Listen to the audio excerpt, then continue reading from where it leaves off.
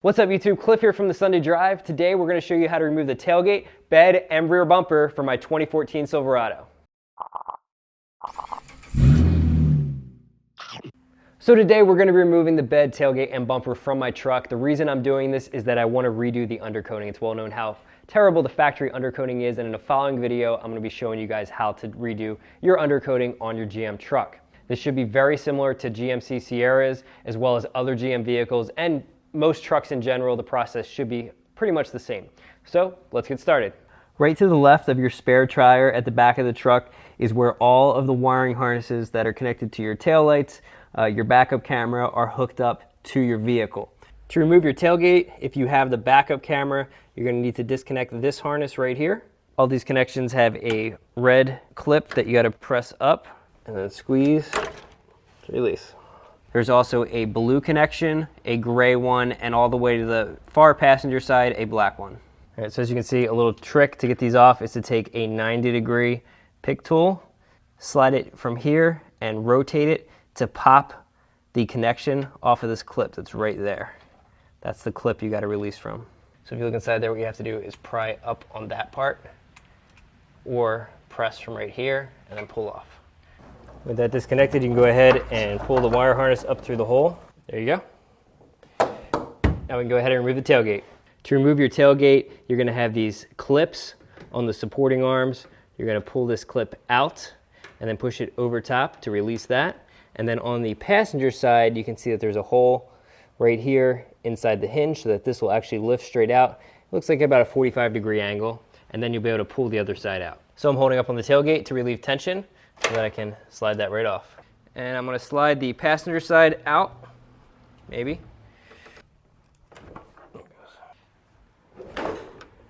Okay.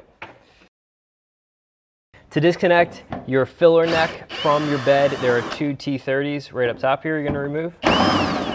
With the two top bolts removed, go ahead and release this bottom clip right here. And there you go. Now there's 8 bolts that you need to remove from the bed of the truck. The first one is up here. This is right behind the cab. These are all 18 millimeters.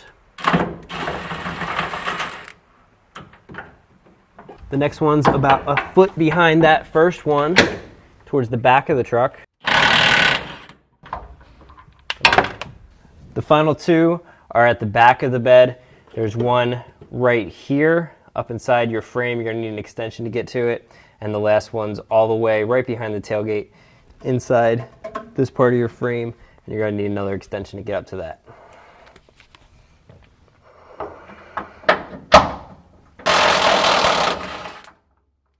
Probably a good idea to have some face protection, or just get it on there and close your eyes.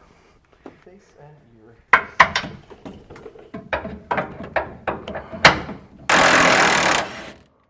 And if you guys don't have a cordless impact, definitely recommend this Milwaukee. It's pretty small and compact and can get in pretty much anywhere.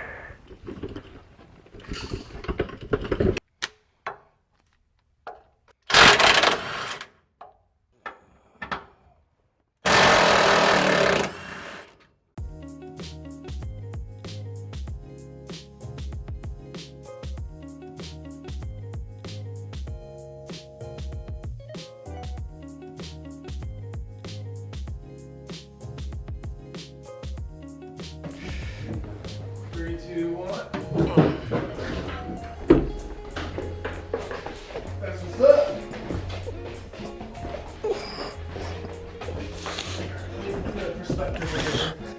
I'm good. You guys? The horses are going to be high enough. You go down lower in the front. Oh. Yeah, we're good. And now we have the bed off the truck, and yes, different shirt, different day, but such is filming for YouTube.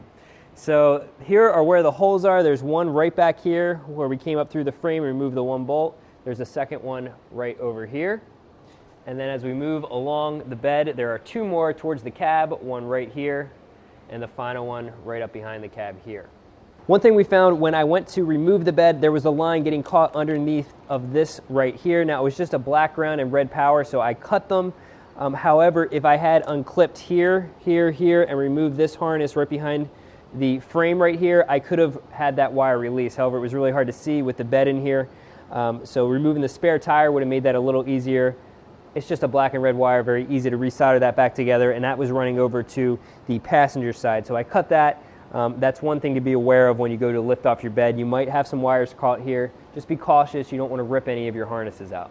I've also found that removing your rear bumper would make this job easier. The back of the bed tends to get caught in this area, and that can scratch up your paint a little bit as you go to remove the bed from your frame. So we're going to show you guys how to remove this bumper right now in case you want to remove it. Now, it's not necessary. Obviously, I did get the bed off with the bumper on here, but it just make it a little bit easier for you guys.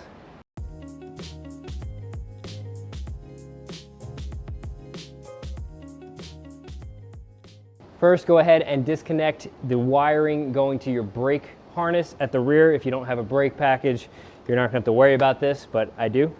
So you're going to release this clip right here. Just pry that up.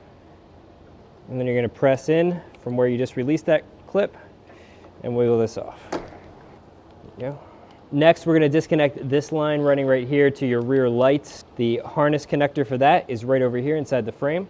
You're going to have to pull a tab back just with like the first harness. Helps having a pick tool. Once that's released, you can squeeze and work it off.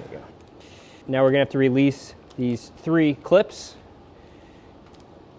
In order to release these clips, they don't pull out very easily. You most likely will break them. So what you can do is use a pick tool to release the tab that holds the zip tie portion of the clip in place, and then pull that out.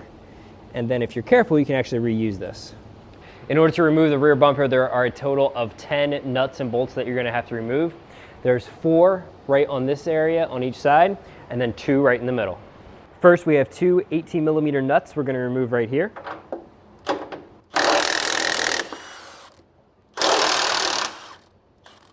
right. And this bracket will come off the back. There's 2 21mm bolts, 1 on each side, and we're going to actually have to go to the bottom to remove this. This nut is welded right here.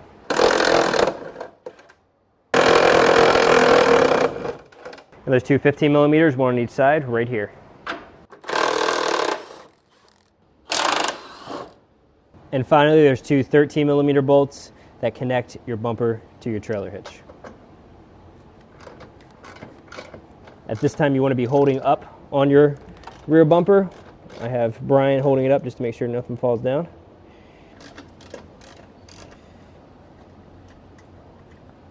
With all those removed, you should be able to slide this right off.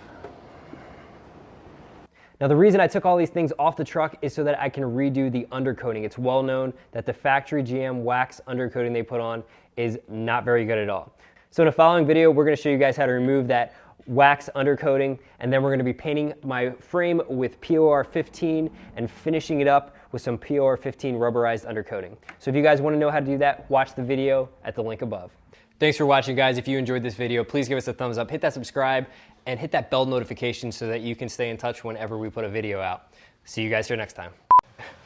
I'm very distracted by what Brian, let me help you. It's the bumper graveyard. I can't like shoot this and like not help. When you need a BMW bumper, we have them.